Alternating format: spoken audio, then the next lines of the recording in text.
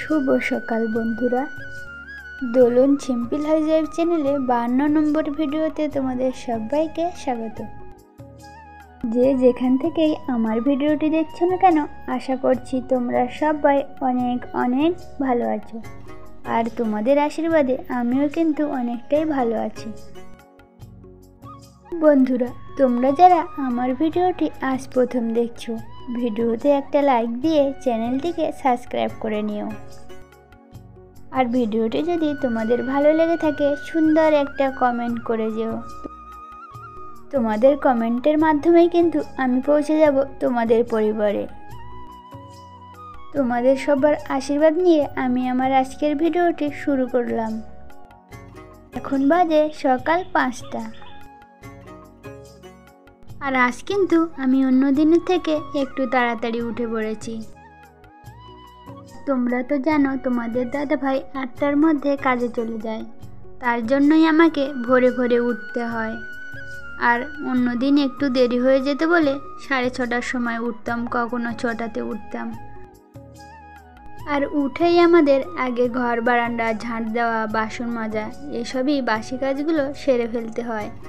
আর আমি তো রাত্রে বাসনগুলো মেজে রেখে দিই, তার জন্য কিন্তু আমার একটা কাজ এগিয়ে থাকে। আর জানো তো, প্রতিদিন ভোরবেলা ঘুম থেকে উঠে না আমার কাজ করতে করতে কখনো কখনো ভীষণ ঘুম পেয়ে যায়। ভাবি এই কাজটা হয়ে গেলে আর হয়তো কোনো কাজ নেই, এবার একটু ঘুমিয়ে রেস্ট নেব। কিন্তু মেয়েকে খাওয়ানো, চান করানো, রান্না করা, বাসন মাজা, এসবই করতে করতে আর সময় হয়ে ওঠে না। আমাদের মেয়েদের জীবনটাই কিন্তু এরকমই, আমরা কখনো কেউ বসে থাকতে পারি না।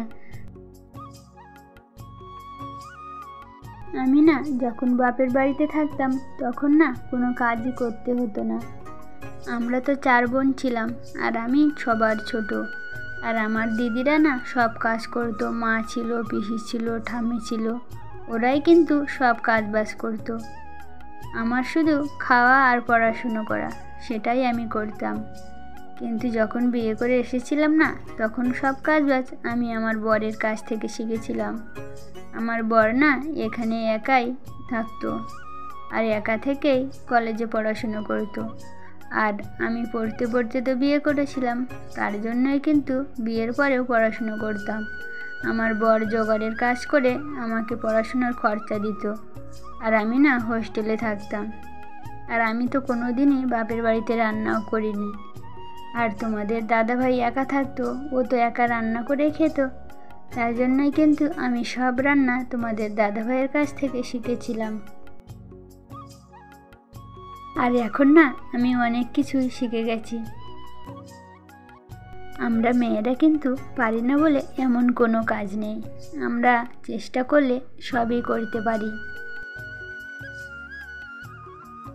কিন্তু কখন কষ্ট লাগে জানো তো, পড়াশুনো শিখে কোনো কিছু করতে পারলাম না, সেই বেকারই থেকে গেলাম।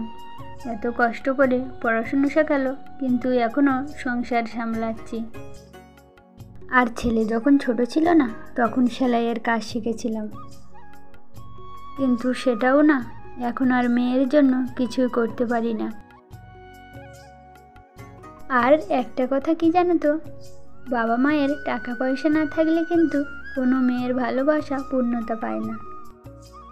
ভালোবেসে বিয়ে করেছিলাম বলে শ্বশুর বাড়ি, বাপের বাড়ি সবার কাছ থেকে কিন্তু অবহেলাই পেয়েছি। কিন্তু আমার কপালটা না অনেকটাই ভালো ছিল। তোমাদের দাদাভাই কিন্তু কখনো আমার দিক থেকে মুখ ফিরিয়ে নেয়নি। তবু জানো তো, আমাদের সংসারে না ঝগড়া অশান্তি একসময় হয়েছিল। সবার মতে বিয়ে করেছি বলে নিজের দুঃখ নিজেই চেপে রেখে কষ্ট পেয়েছি। এমনও দিন গেছে চোখের জলে বালিশ ভিজে গেছিল, কাউকে বলতে পারিনি আমার কষ্টের কথা। তখন কিন্তু আমরা বুঝতাম না, আমি কিছু বললে তোমাদের দাদাভাই রেগে যেত, তোমাদের দাদাভাই কিছু বললে আমি রেগে যেতাম। তার জন্যই কিন্তু আমাদের ঝগড়াটা লেগেই থাকতো। আর এখন কিন্তু ছেলে মেয়ে হয়ে গেছে, সবাই বড়ও হয়ে গেছে, তার জন্য আমাদের মধ্যে আর এতটাও ঝগড়া অশান্তি আর হয় না। এখন আমাদের একটাই লক্ষ্য, কোনো অসুখ বিসুখ যেন না হয়, আমরা যেন ভালোভাবে খেয়ে পরে বেঁচে থাকতে পারি। আর তোমাদের কাছে আমার একটাই অনুরোধ, তোমরা আমাকে একটু আশীর্বাদ করো যেন আমি নিজের পায়ে দাঁড়াতে পারি। যারা আমার দিক থেকে একসময় মুখ ঘুরিয়ে নিয়েছিল, আমি যেন তাদের বিপদের বন্ধু হয়ে পাশে থাকতে পারি। তোমাদের সাথে কথা বলতে বলতে আমার কিন্তু সব কাজ করা হয়ে গেছে। বিছানাটা তুলে নিয়ে জামা কাপড়গুলো মেলতে চলে এসেছি।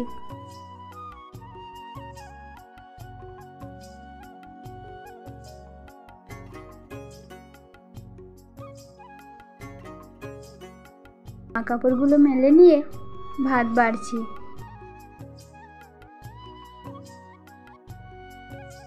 আর ছেলে স্কুলে যাবে বলে স্নান করতে গেছে।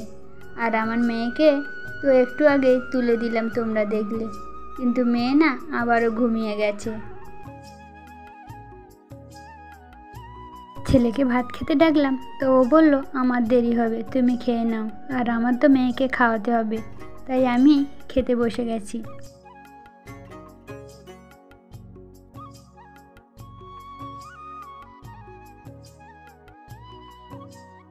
আর আজ সকালে না বাঁধাকপি ভাজা করেছিলাম, সেটা দিয়েই সকালে খেয়ে নিচ্ছি।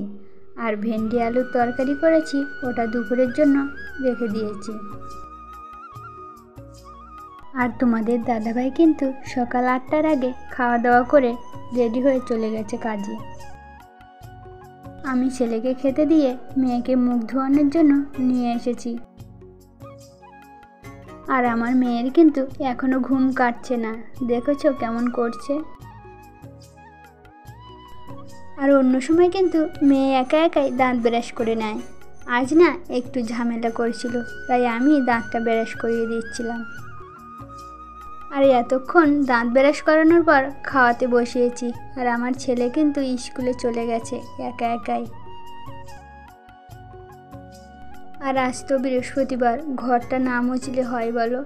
আর তাছাড়া না প্রতিদিন বৃষ্টিতে ঘর বাড়ি কেমন হয়ে গেছে, তাই ডেটল দিয়ে ভালো করে ঘরটাকে মুছে নিচ্ছিলাম।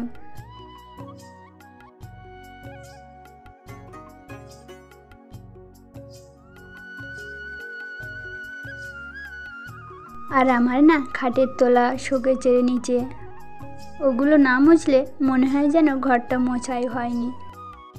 তাই ঘর মুছতে গেলে না আমি আগে ওগুলোকে ভালো করে মুছে নিই।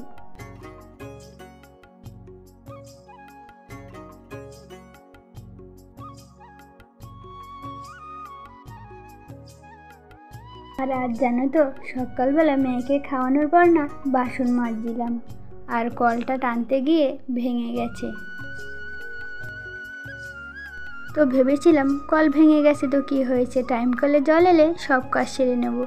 কিন্তু অনেকক্ষণ না টাইম কলের জলের আশায় বসে বসে 12টা বেজে গেছে। আর টাইম কলেও আজ জল আসেনি, সকালেও আসেনি, দুপুরেও আসেনি। আর অল্প জলে কি ঘর মোছা যায় বলো তো? তবু কি করব, আজ বৃহস্পতিবার বলে ঘরটাকে অল্প জল দিয়েই মুছে নিয়েছি। এখন বাজে দুপুর 2টো। আর তোমাদের বলছিলাম না আমাদের কলটা ভেঙে গেছে। এই দেখো বাসন মাজতে গিয়ে না সকালবেলা কলটা পাম্প করছিলাম, তো এখান থেকে ভেঙে গেছিলো। আর এটাকে কিনতে গেলে বাজারে যেতে হবে। আর তোমাদের দাদাভাই তো বাড়ি নেই, তার জন্য ওইভাবে পড়ে আছে।